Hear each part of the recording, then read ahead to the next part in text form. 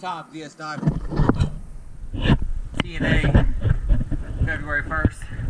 Let's take a look at this quick. Just take a look at see what's going on.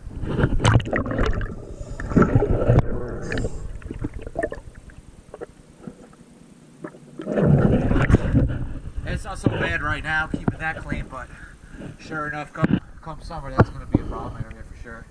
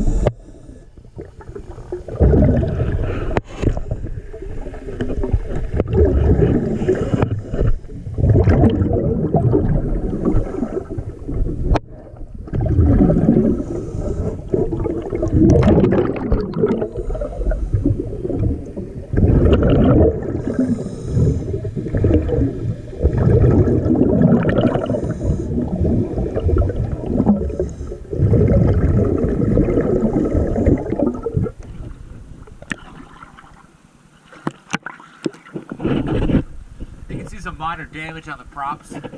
I'm pretty sure that's from last year. I remember that, but just something to keep in mind.